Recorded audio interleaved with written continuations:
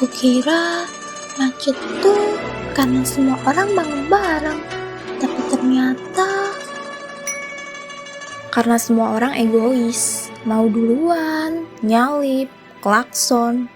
Udah kayak lomba siapa paling barbar. atau mungkin karena semua orang buru-buru ke tempat yang gak mereka suka, jadi emosinya numpuk. Ya, dan solusinya apa? Bikin TikTok sambil nyumpahin negara. Aku sih nyumpahin lampu merah, kadang suka lama sendiri. Lucu sih, tapi benar juga. Kita nyari kambing hitam karena nggak tahu siapa sapi perahnya. Orang kita tuh udah nyerah sebelum mulai. Tiap ada masalah, balesnya, ya namanya juga Indonesia. Kalimat itu tuh kayak pelukan toksik. Niatnya menenangkan, padahal malah nyeret ke dalam lumpur pasrah. Aku pernah ngomong gitu juga sih, tapi waktu ketumpahan kuah basah. Itu masih mending. Gue pernah ngomong gitu waktu ngeliat berita korupsi triliunan. Saking seringnya kita jadi kebal. Korupsi biasa, macet biasa, polisi tidur terlalu tinggi, hahaha. Budaya itu yang bisa dibanggain kan? Kenapa yang jelek juga disebut budaya? Karena itu lebih gampang daripada memperbaiki. Kita hidup di negara di mana nyinyir dianggap kriminal, tapi ngebohong dianggap strategi. Kalau aku nyinyir, langsung dimarahin ibu. Tapi kalau pejabat yang nyinyir, malah trending. Karena yang penting tuh posisi, bukan isi otak, tapi kursi duduknya. Dan kadang makin tinggi kursi, makin jauh jaraknya dari kenyataan. Aku sih deket banget sama kenyataan. Kadang kenyataannya terlalu deket, sampai gak bisa nafas. Gue juga nak. Yang bikin capek itu bukan masalahnya, tapi pura-pura gak ada masalah. Aku sering pura-pura senyum, tapi lu doang yang senyum. Otaknya pengen tidur. Kita semua aktor, cuma gak semua dapat naskah. Jadi improvisasi aja, semampunya. Improvisasi terus, sampai hidup ini terasa kayak latihan yang gak pernah jadi pertunjukan. Dan pas panggungnya datang, kita keburu lupa kenapa mulai. Aku sih mulai karena disuruh bangun jam 5 pagi sama ibu. Gak mikir jauh-jauh. Dan itu justru jujur, gak penuh teori, tapi nyata. Kadang yang paling sederhana justru yang paling dalam. Ya udah, gue nyerah. Kita semua pura-pura bodoh biar gak diminta tanggung jawab lebih.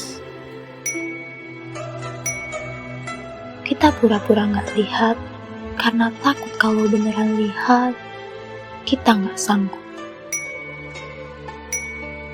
Aku sih beneran gak lihat, soalnya minus, tapi males beli kacamata. Lucu nak. Tapi kayaknya banyak juga yang ngelakuin hal sama, cuma dalam versi spiritual. Pura-pura gak tahu biar bisa terus hidup di zona nyaman. Dan makin kita nyaman, makin susah sadar kalau kita sebenarnya lagi dicekik pelan-pelan. Kita pura-pura nggak apa-apa, padahal memang nggak apa-apa buat pura-pura. Kadang kita nggak sadar, kita tuh bukan pura-pura bodoh lagi, tapi udah nyaman jadi bodoh. Bodoh yang sistematis, yang kalau dilawan malah dibilang terlalu pintar buat hidup di sini.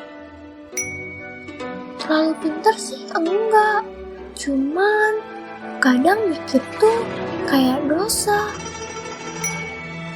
Dibilang netral padahal takut ambil sikap.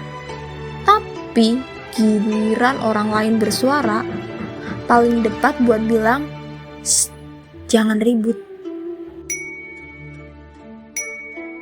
Kita tumbuh dengan diajarin untuk kalem, diem, gak usah ikut campur. Tapi pas semuanya ambruk, kita ditanya, kenapa gak peduli? Aku sih sering lihat berita, tapi langsung scroll, soalnya bikin pusing. Tapi ya, tetap gua buka juga sih tiap hari. Scroll sambil kesel, tapi nggak ngapa-ngapain. Hiburan nasional, benci tapi mantau. Itu yang paling ngeri. Kita tahu salahnya di mana, tapi gak tahu harus mulai dari mana.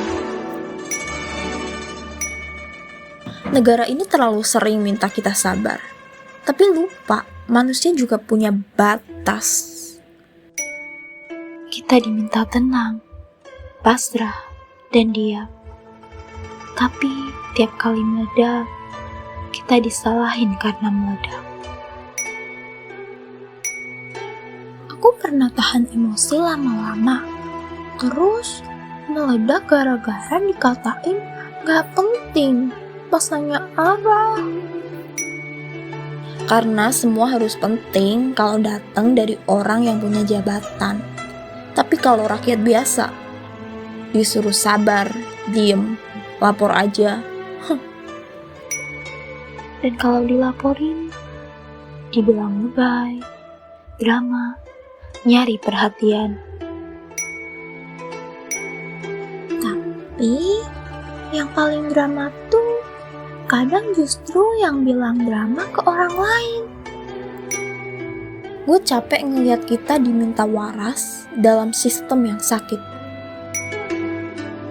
Dan makin kita sadar, makin kita ngerasa sendiri. Aku sih suka ngerasa sendiri, tapi kalau rame juga malah tambah bingung. Semua ini kayak acting kolektif, tapi gak ada yang tahu siapa nulis naskahnya. Dan naskahnya terus dipakai dari generasi ke generasi, kayak diwarisin. Kalau diwarisin, berarti harusnya bisa di-stop kan? Tapi siapa yang mulai? Gue gak nunggu yang mulai. Gue udah mulai capek. Capek itu tanda sadar. Dan sadar itu awalnya selalu nyakitin. Tapi daripada gak sadar-sadar, mending sakit sekalian.